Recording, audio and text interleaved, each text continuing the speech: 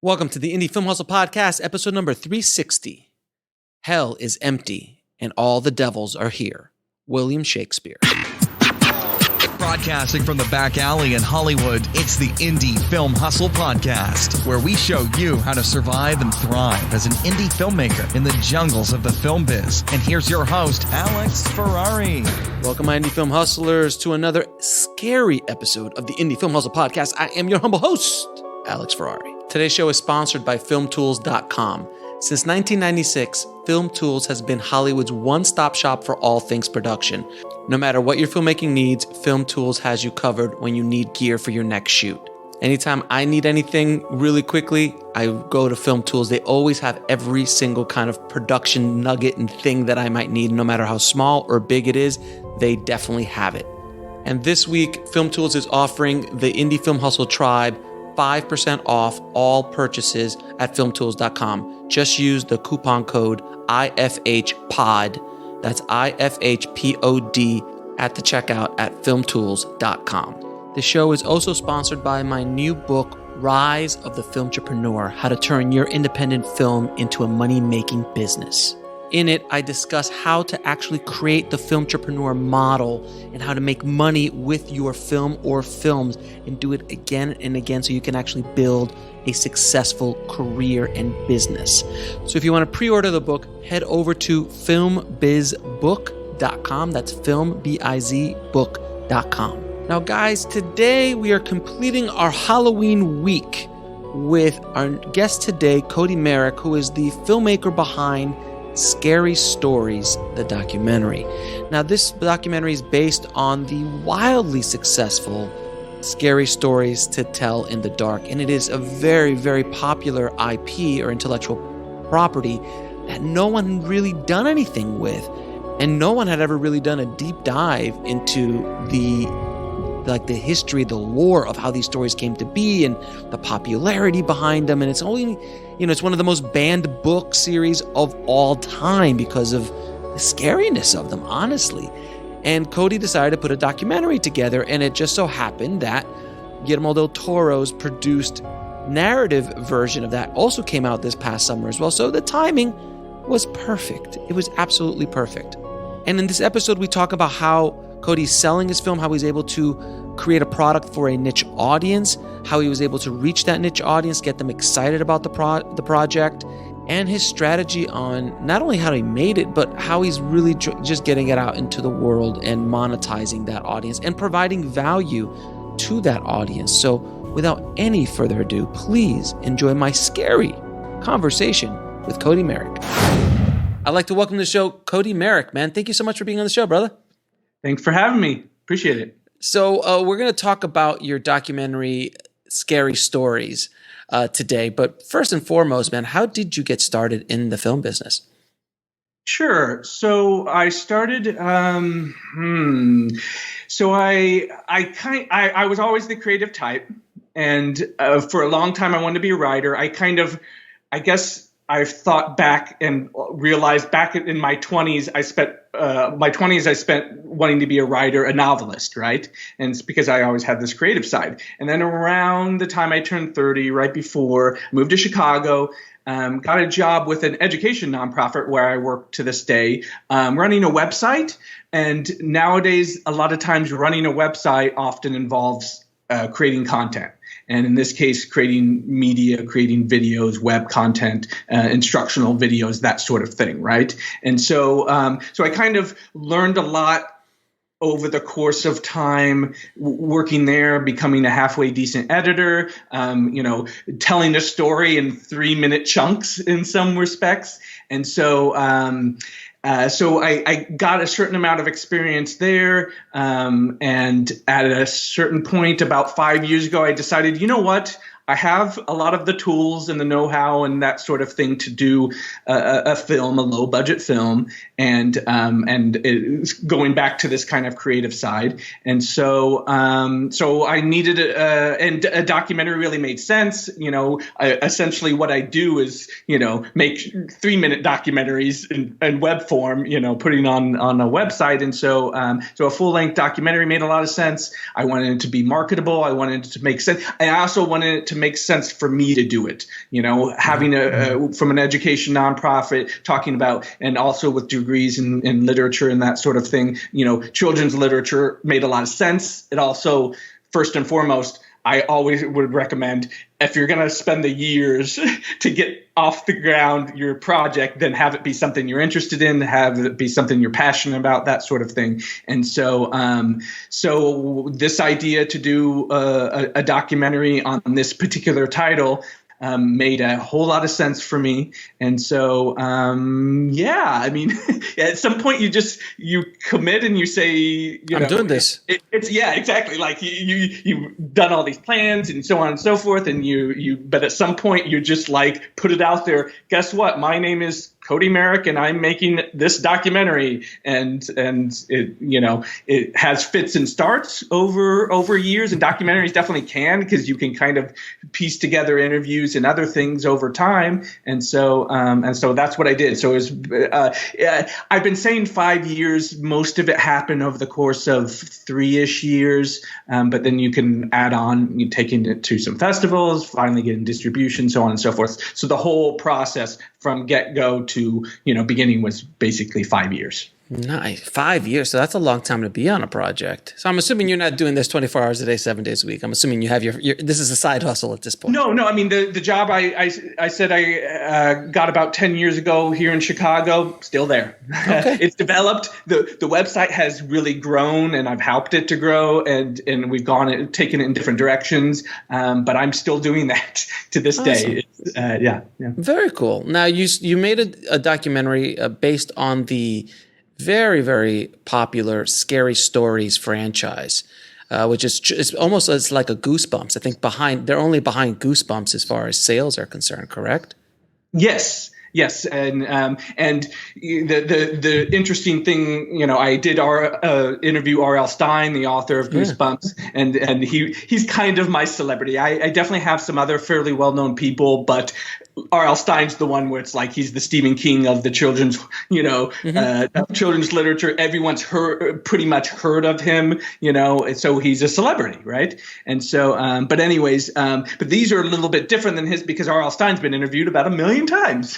Right. and it's a different interview when you're interviewing someone who's been interviewed 1 million times. These books, the author passed away a long time ago, and the illustrator is at this point famously known for not doing interviews. And so there was kind of a hole there that, like, okay, a documentary that kind of gets under the hood and learns a bit about these books and how they came to be, and how it's kind of a fandom, and that's what's great for a documentary, is that, there's people that are very passionate about this title, whatever it may be. And then also you have the censorship piece. It's the arguably the most banned or challenged children's book of the last 40 years. Wow. I say children's book. The first decade that the American Library Association made a list, a decade-long list, was in the 1990s. It was number 1 on the list. The most challenged book of the 1990s was Scary Stories to Tell in the Dark. And it was still in the top 10. The last one wasn't published since 1991. And so, in between 2000 and 2009, it was still in the top 10. So it was still a very much challenged book, even though they were always in print, but, they weren't, they had become more of having a cult following and that sort of thing. And so this is very different than, for instance, a Goosebumps documentary, because there's a number of other components to kind of go down and channel your documentary into. Now, when you decided to go down this long and windy road of making this documentary, you had obviously in your mind, you chose a subject matter that is something that you can leverage. So you're leveraging the Scary Stories brand. You're also leveraging the audience for Scary Stories, which is over 7 million books, if I'm not mistaken, have been sold. And on top of that, how many more have been read? So you're talking about millions. This is a very large niche audience, but an audience that you could arguably target if you wanted to go after them through Facebook, through other ways of cultivating that audience. What were some of the ways that you did cultivate an audience or plan to target this audience with your film? Sure. It takes time, but I also run the social media for the nonprofit I work for, so I've got a lot of experience with growing an audience on social media and that sort of thing, and targeting a audience, right? You got to stay active. You just got to, and each one is different. I remember I have a friend who is doing a podcast, totally not filmmaking podcast, just a podcast. Anyways, and he, I talked to him a bit about it, and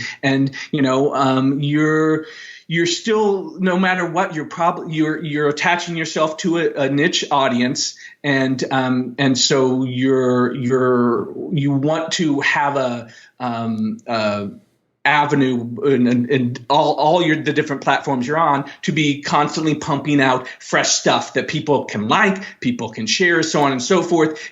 People are going to notice you because you're pumping out new information. How do you do that? Well, each one is different, but I can guarantee you any documentary that has a topic, I can tell you what the niche is, right?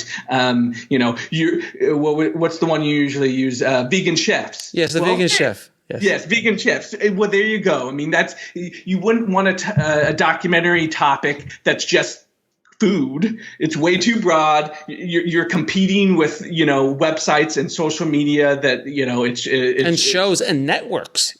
Yeah, networks, exactly. Now start to niche down. Okay, vegan chef. Okay, you know what? You can wrap your head around that. There's people sharing things around being a vegan. There are people who've written books about being vegan, and I bet they would like to be promoted. So you promote them, and then when your film comes out, they're gonna, oh yeah, this is the person who shared my thing, so on and so forth. And so did you do that with this? Did you do that with this movie? If someone's been following me on social media for a while, they know I'm just incredibly active. With this particular one, the art, the illustrations from the book have become incredibly well known and beloved by many people. People get tattoos of the art. People do adaptations of the art, but then in a different style, or they make claymation things, or I don't know. There's a million things where people are kind of paying homage to the art. I guarantee you, in the past 5 years, if you made something I probably shared, made something related to scary stories to tell in dark, I probably shared it. Also, it's all based in folklore and urban legends, so there's a lot of kind of fun, interesting avenues you can go down, just to pick one story, pick one single story from it, and I probably shared some kind of tidbit about that story at some point, so on and so forth, on different social. I mean, it's just being really active, constantly pumping out stuff related to your topic, and people will like it, they'll share it, they'll comment on it, so on and so forth. It's a hustle, but I, just leading up to my first crowdfunding campaign, I spent 9 months building it, and I've been building it ever since. But I told myself I need 9 months to even build a little bit of an audience for that first one, which I did. And how did that crowdfunding campaign go? It went okay. I mean, I definitely have a love-hate relationship with crowdfunding at this point, which is to say, I know it's a perfectly valid way to go, and I won't say I won't do it again for sure. I definitely can't say that because maybe I just need to. That said, so the first time I raised over 7,000, and then the two subsequent times I raised around 2,000 each. So I raised somewhere in the 12,000 range over the span of 3 campaigns. It happened, at different points of the production. So the first time I just had mostly a video pitch. I didn't have a trailer. The second time I had a trailer. Third time, so on and so forth. I mean, you try to, give them something new each time you're doing it. That said, each subsequent time, number one, the first one was the most successful because no one had ever thought about doing a documentary about scary stories to tell in the dark. It was the coolest idea ever, and people loved it. I didn't have a very good pitch. The pitch video was actually, I look back and I don't like it, but I didn't have enough for a trailer or a proper trailer, and so on and so forth. But just the very idea got me some press. I got mentioned on some very major websites just with the very concept of doing a documentary about these books. And so then subsequent ones, it dropped off, because I was hitting a certain amount of the same audience I was before through social media. I'd been building it, but still it's hard. And then also it's not a new idea anymore. So, people are still discovering it. So you can get some traction there, but it's definitely hard to get new press if, okay, I've heard of that. I don't know if it'll ever get done. So it's hard to see. That was my experience. That's not to say everyone has that same experience, but that was mine. And so it's tough. That said, could I have done this without crowdfunding? No, probably not. I mean, this is the end budget. I estimate being around $35,000, and that was paid for in various ways. And that $12,000 was a big chunk. Sure. Yeah. All right. Now, a lot of people think that you need permission or you need the rights to do a documentary on a known subject. I know the answer to be no for the most part, depending on what you do with it. So can you talk? I'm sure this has come up. Were you contacted by the CBS Film people who are the producers of the new Guillermo del Toro produced narrative feature film version of this? So early on, here's my advice, right? That if you can do, you absolutely want to do, and that is getting access. Now, getting access in a lot of ways is part of what's going to sell the documentary in the long run, but then also getting that access allows you to get out of various legal ramifications if you're getting that access. By access, I mean, okay, for instance, in my case, the family of the author of the books reached out to me after that first crowdfunding campaign. They loved the idea of the censorshiping. I mean, I'm sure they liked the idea of celebrating these books in a documentary form and that sort of thing. But also, the fact that I was really putting the censorship component up front and a big part of what the documentary was going to be about, they liked that. They loved it, and so they supported it. So that right there was a big thing right there. Stamp of approval. It was like a stamp of approval. Yes, and they were a little bit of a liaison to some degree with the CBS Film folks. Yes, they heard about it along the way. Of course, this all happened over years, but they heard about it. Main thing, and they didn't have to tell me this, but I was told indirectly, was just make sure you're not adapting any of the stories. Well, of course not. I know that. I know I can't do that, and it's a documentary. So, now the illustrations, that's a different thing altogether. Right. Yes. So, So again, the illustrator has been known for many years. It does not engage, whether it's interviews or anything else. Now, and I can see all over the internet that people are, not only replicating his art and they're putting on shirts and selling them, they're making money on his illustrations. And after tons of research and numerous years, I knew he doesn't seem to be lawyering up and that sort of thing. So there was that. That said, the tricky part definitely with a documentary is, okay, let's hope no one even tries to get a lawyer, right? And definitely because so you want to keep everyone happy. You want, and if you're doing a relatively positive spin on it, then you're relatively safe, which is to say, you're safer than not. It's not like I'm attacking these books or attacking an IP, that for some reason, then you're going to get into all kinds of possible ramifications and legal and all that stuff. That said, I mean, there's definitely a nuts and bolts part of it as far as, okay, I don't have permission to use these illustrations, but I use them throughout the documentary, but people are talking about it's illustrating a point that someone is saying, so on and so forth. I mean, there's a nuts and bolts way of editing it, so you're pretty safe.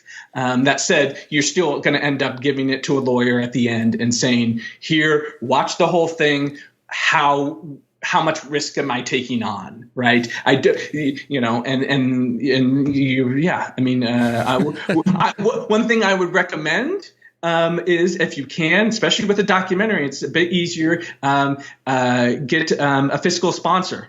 And that really helped, because I don't know how much I could afford the legal fees that I needed sporadically. And I was able to get them for free because I got a fiscal sponsor and went through channels to get that. And so that was very helpful. You're always taking on a certain amount of risk. I mean, I don't know. Every film is risk, right? I mean, you do the consent process as best you can.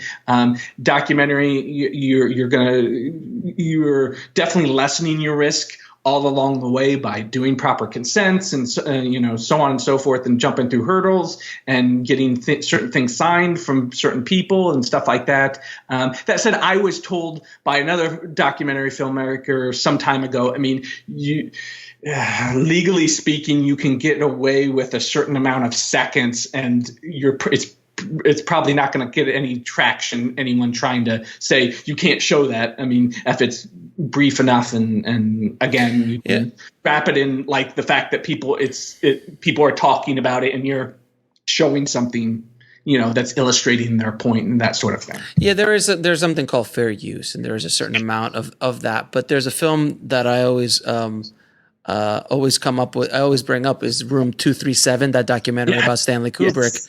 Yes. Like, you watch that movie and they're just showing full scenes from The Shining.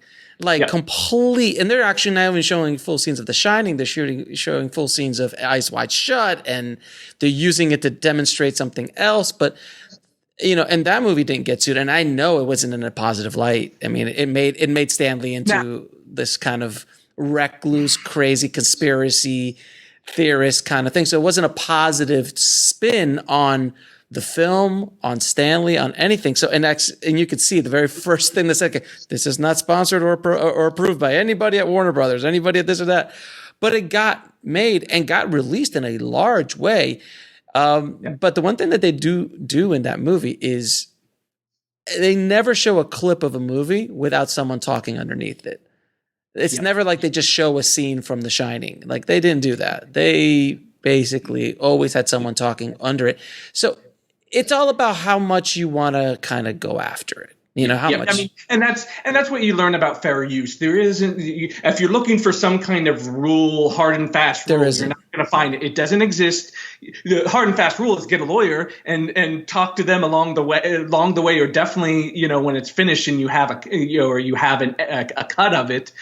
That's the hard and fast rule, is honestly. And I guarantee you, they talked to a lawyer and they laid out risks, and they were probably, I'm sure there still were risks. I mean, it's massive. Massive risks. There's still plenty of risk there. I mean, to some degree, you're going down the road of what you can do from the very beginning is choose a topic where you don't think anyone is going to have a problem with it, right? I mean, it all depends. Like, I mean, if you go, like I did, I went to the Sundance Film Festival and shot a whole film at the Sundance Film Festival without their permission, shooting while the festival is going on. And a lot of people are like, "Are you afraid of Sundance?" I'm like, "No, I really hope they lawyer up," because can you imagine the press on Sundance trying to crack down on an independent filmmaker to make a film about, basically it was a love letter to Sundance and Park City. On top of it, wasn't even negative, though I do poke a little fun. It's a parody almost of what it's like to be a filmmaker, though I think it's more of a documentary because it's so ridiculous. Yeah. But people were like, but that's not even a documentary, but it is parody. And parody is another world that you can get away with. So it's all, it's a real gray area, and it's all about the filmmaker and how confident they are that, honestly, how ballsy they are. Because there's a lot of documentaries about subjects that the subject matter in the documentary doesn't want the documentary to come out. That's some of the best documentaries ever are about that, or they, so it's very interesting. So I was curious about that, and I wanted to get that out there because a lot of people don't, because this is a fairly known brand. It's a fairly known property. And, it's kind of like if I want to make the Harry Potter documentary, which I'm sure there is.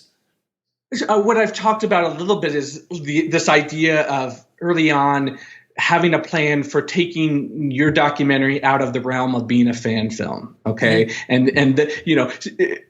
Harry Potter's a good example. I can turn around and make a Harry Potter movie tomorrow, but how is that different? How did I add value? How did I make it any different than anyone posting anything on YouTube and just throwing up there of random people talking about Harry Potter? Okay. And I really,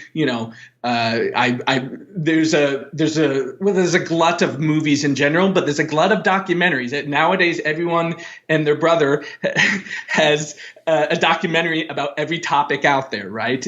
Virtually everyone, and that's kind of the running joke is now they're doing a documentary about this, or that, and so on and so forth. So you need to find ways to rise above that and say, okay, this is more than a fan film. This is more. I'm adding value.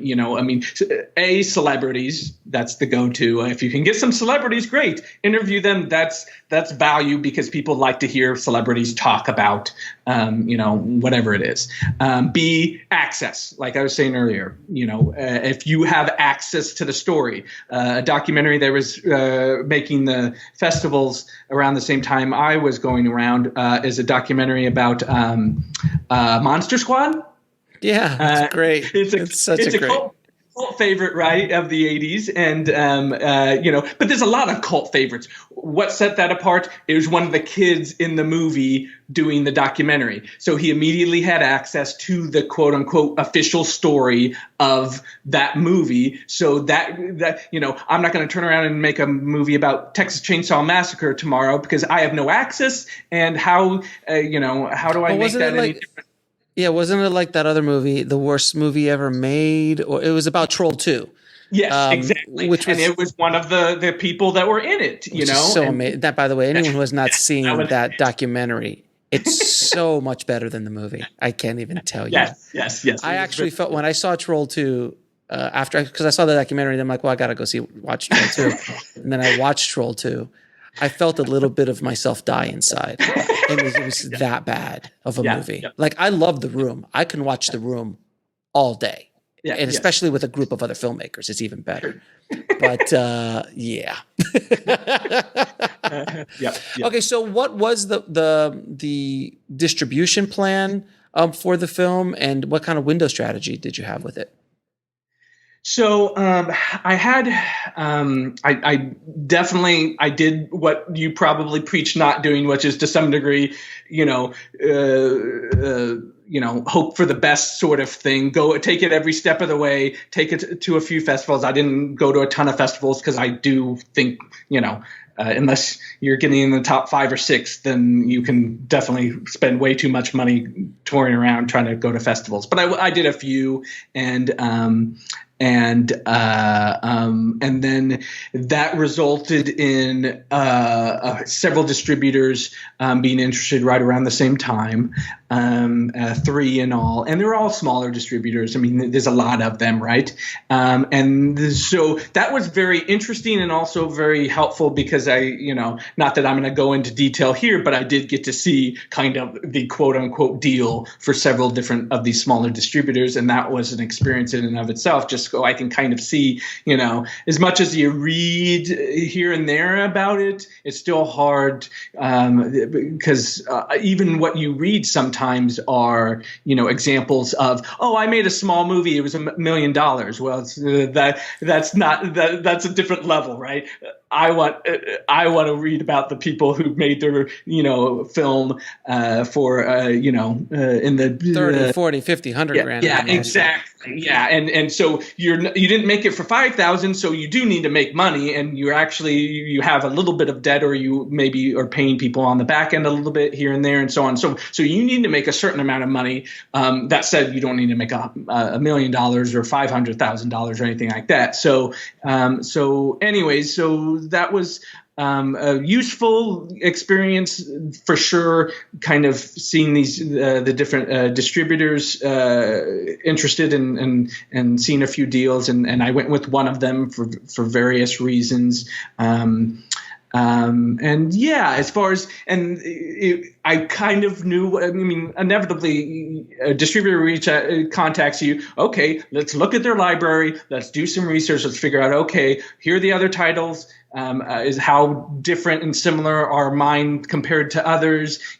This was a distributor that was known for horror movies, lower budget horror movies. That not a big surprise. It's a documentary. I was mostly asking, okay, they have done some documentaries previously, but their bread and butter is more on the lower budget horror movies. And so, okay, with documentaries, a big thing is education distributors and that sort of thing. So I asked him a lot of questions regarding that. And but as far as the release and windowing, I wasn't surprised what we did, which is, TVOD over the summer and for about 4 months, and then and DVD as well in the middle of that, and then Amazon Prime, which it's on Amazon Prime now. But you windowed it out with the release of the narrative film by CBS Films. Yes. I mean, to leverage that a bit. Yeah, sure. Yep. I mean, why wouldn't you? Why wouldn't we? And how much that does, I don't know. It's really hard to parse things because I also hustled the heck out of it the entire time in all kinds of other ways. And I've been building all kinds of things, so on and so forth. And, and they hired a PR company, how much, they're, admittedly, how a smaller distributor works, they're going to put some, if you're lucky, they put some money into, pushing it for a period of time, and they definitely did. So it's a little bit of how whatever success comes, it can be difficult to parse. How much was it me hustling? How much it was the distributor actually putting some effort, and how much of it was just it was good timing, and so it was going to happen no matter what. Yeah, I mean, I'm not sure I'm not sure what kind of response you would have had 5 years ago if this film would have come out. Sure, absolutely. I mean, from the get-go, as far as the adaptation goes, so I had the idea for this documentary 5 years ago, and I started to make a few spreadsheets, a couple lists, and that sort of thing, and then boom, announced CBS Films purchased the adaptation rights. Which means nothing. Absolutely. So 5 years ago, they put a couple writers that are long since gone. It's been in development for many years. And then so it could have never happened, which, my thing even back then was like, if it never happens, then my documentary is all anyone has about this. And so even if it never happens, then there's a benefit there, because it was obvious that people were excited. I could see, it was making news, and people on social media and so on and so forth were talking about, wouldn't it be great to have a Scary Stories to Tell in Dark movie? So those same people, in theory, will, get something out of a documentary that does something very different. And then, you've got the censorship piece, which really sets it apart from any kind of adaptation. Right, but I think also moving forward in the future, anybody who searches for scary stories, you're the second result from here until eternity, or as long as those films are up on those platforms. So that's not a bad place to do. It's like if you do a Back to the Future or a Big Trouble in Little China, as a call out to the two posters behind you, documentaries. Anytime someone searches for those movies, that documentary pops up right next to it. That's a good thing. That's a really good thing, and easy marketing. It is anytime you could attach yourself to a popular brand and or franchise in one way, shape, or form. Documentary being the easiest way to do it without getting sued is a really good way of going about it. Now, you also talked a little bit.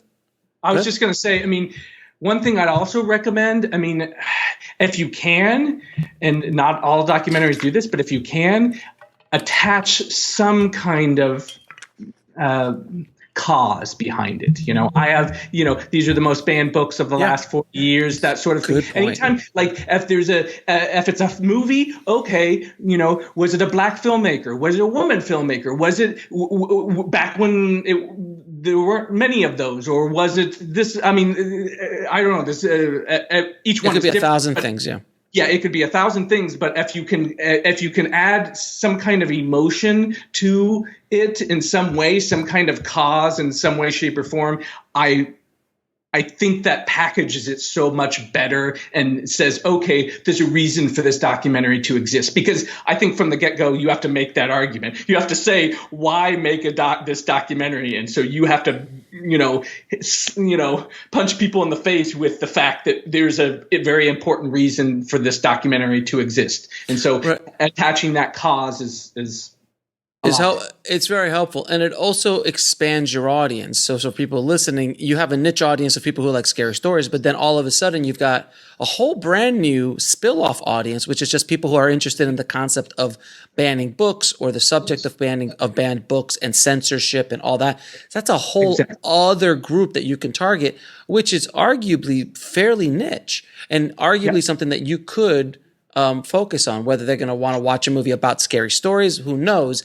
But there is a potential audience there that just by tweaking the documentary a bit, it opens yourself up to it. So why wouldn't you? It makes the documentary more interesting. Yes, and there's Banned Books Month, there's Banned Books Week, which is September, which leads into October and Halloween time. So it's like September and October is like my hopefully people will watch it any time of the year, but I feel like that time of year people are talking about banned books, and then they're talking about scary movies and books and that sort of thing. So it's any cause you have, you're totally right. You're kind of adding an audience. And you can focus your efforts towards, okay, do they have a day or a week or something, an event that is all about that? Then convention, that's something you can, convention, whatever it is. And American Library Association is here in Chicago, and I've made friends with them and interviewed people with them and that sort of thing. So there's various institutions around that cause that you can really leverage, and you're totally right. You're hitting a slightly different audience than you were before. Now, I always propose, being a film entrepreneur, you always think about other product lines, other ancillary products that you can sell, other things you can do or services you can do. You're fairly limited in this scenario because you don't have the rights. So you can't make a t-shirt, you can't make a hat, you can't make a mug or anything that has the term scary stories on, because you don't own that brand. But, and I'm not sure if you have done this, but this is my unsolicited advice to you, since you have built up this audience that likes scary stories, why wouldn't you create an affiliate program with Amazon and sell scary story books, scary story merchandise, scary story, all that stuff. And you could easily put that up on your social media platforms, on your website, put a store together. So anyone who happens to find you or finds out more about Scary Stories, a documentary, if they go there, chances are that they might want to buy the book or buy a t-shirt, and that's something that you could just be an affiliate for. Does that make sense? Yeah, absolutely. It's opening those doors, but I think that's an app. Hey, you got no argument here. I don't know. I'll have to look into it. Yeah, for sure. It's fairly easy to open up an Amazon affiliate account, and it's just an easy passive revenue stream that is 100% yours. You don't have to sell it. You don't have to, there's no deal with the distributor about it, nothing else. And when you have a brand as popular as this, you can create an online store being an affiliate that sells not only scary story stuff, but then you start thinking like, well, if I'm R.L. Stein books, Goosebumps stuff, you can start creating all these product lines and little categories of things that audience might buy. And if they click on, I don't know if you know how affiliate programs work, and I'll tell the audience is if they click on your link for the Scary Stories book and like, I really don't want that Scary Stories book right now, but I do need that inflatable mattress. Boom, they click and they buy the inflatable mattress within 24 hours if you click in that link, and you get, I think it's 5% or whatever the percentage is of that sale, depending on the product. and they could spend $1,000. And I make a ton every month specifically. Like they just click in, they're like, oh, I really want to buy that book, but while I'm here, I'll buy my groceries. I'll buy that shirt that I wanted. I'll buy that camera package I've been looking for, or that lens, and you get a piece of that action. So it's a really great way to make a passive revenue stream off this documentary moving forward. Yeah, absolutely. I will absolutely look into that. That's good advice. Okay. So I'm going to ask you a few questions I ask all of my guests, sir. What advice would you give a film entrepreneur starting a project today? I'll go back to the message of my documentary, which is read. Read a lot. I never went to film school, but I've read a whole lot of books about how to put together a movie, how to, modern distribution, so on and so forth. So I would say a lot of research and a lot of reading. I mean, just make it a priority to, I went through a period, I'm not doing it now, but I went through a period where I was watching at least one filmmaking documentary a month and reading at least one book, a filmmaking book a month for a long period of time. And I mean, I know a lot more and I'm a lot better at what I do because I made it a point to say I'm going to consume as much information as now you get to ingest it and then decide on your own, okay, how much of that am I going to take and how much, doesn't apply to me, so on and so forth. But just reading a ton makes a difference. Absolutely. Educate yourself as much as humanly possible. Put those tools in that toolbox. Yep. Now, what is the lesson that took you the longest to learn, whether in the film business or in life?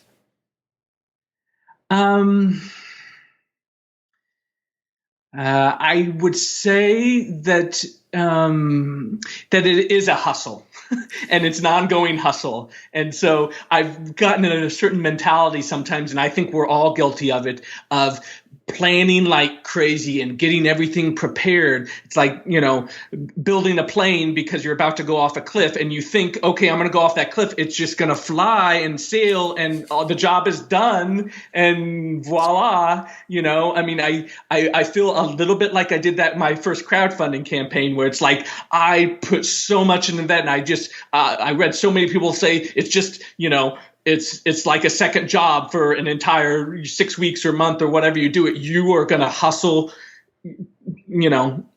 incredibly hard for that period. But if you do, you will hit your goal. Well, I didn't hit my goal, but I accomplished a certain amount and that sort of thing. But anyways, you put all this information or all this planning into something, and you think it's just going to coast along after that. And that's not how life works, and that's not how filmmaking works. It's a constant hustle. The film's never done. Mm-hmm. But the nice thing, I think, so it took. I definitely took some time to learn that, but also on top of that, the positive thing, the nice thing about being an independent filmmaker is that, at least for me, if you're in the producing, directing, writing type situation, your movie can define you more than all the other things that you might put energy towards. Like, you will always be attached to that piece of art, whatever it is. And so,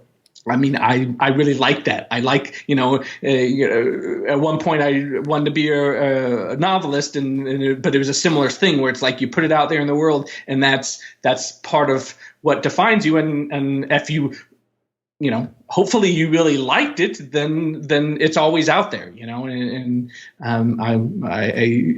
but like I said, it's never done, and you're always looking towards the next project, and you're also always looking at the last project to see, okay, got it.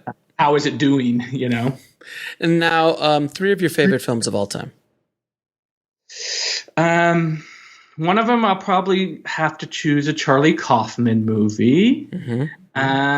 Eternal Sunshine.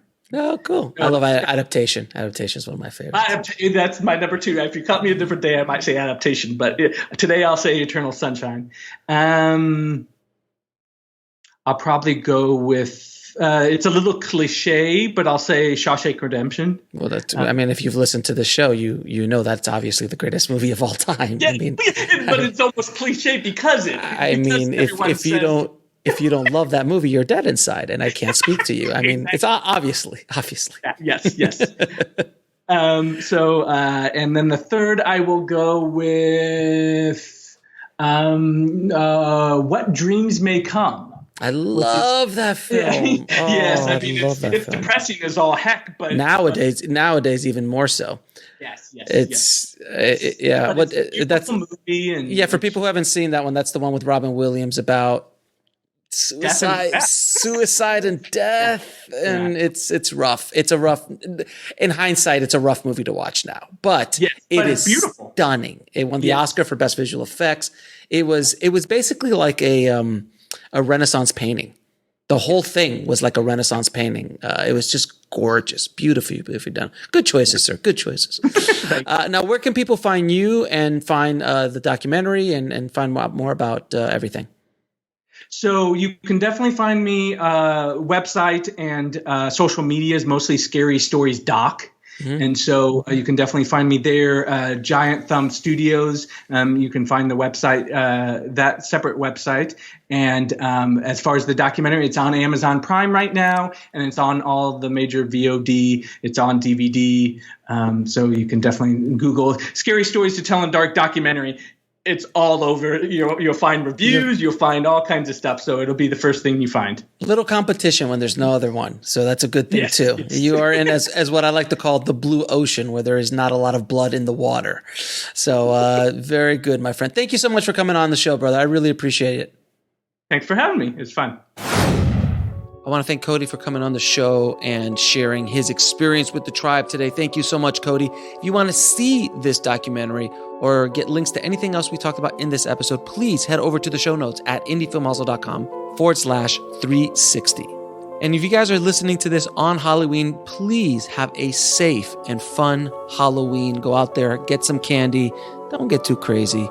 If you have kids, enjoy it. The time goes very, very fast. My girls are growing up way too fast, but I'm enjoying every Halloween while they're still excited to go out. So thank you guys for listening. And I have a lot of stuff coming out. The book is going to be hopefully out. I don't think it's going to be out in November 7th because we just got into the graphic designer, to put the book together as far as the cover and designing the interior of the book and all that kind of good stuff. So we might be a few weeks late, but it's going to be either by the end of this month for sure of November or early December, because I want to get it out for the holidays. There's no question. I want to get it out for the holidays because this is going to be the Indie Film Hustle Tribe gift to give to your favorite filmmaker or aspiring filmmaker without question. So if you do want to pre-order, head over to www.filmbizbook.com. And on a side note, guys, if you are interested in reading amazing screenplays, well, I have very good news for you because I have access to the 2020 Oscar contending screenplays that the studios are putting out. So as they keep coming out, I will be updating this link. You can go to indiefilmhustle.com/Joker. Now, the reason I put Joker in is because Joker is one of the screenplays that we have on there right now. So if you want to read Joker, definitely go to indiefilmhustle.com/Joker and download it and read it and learn from it as much as you possibly can. Have a happy Halloween, guys. As always, keep that hustle going. Keep that dream alive. And I'll talk to you soon. Thanks for listening to the Indie Film Hustle podcast at indiefilmhustle.com. That's INDIEFILMHUSTLE.com. What's driving your vision? Only RealPage Market Analytics provides 100% visibility into true sub-market performance for rental real estate assets. Powered by data you can't find anywhere else. Market Analytics delivers the most accurate intelligence to guide bankable investment decisions. Drive your vision by seeing it all. Visit realpage.com/see it all.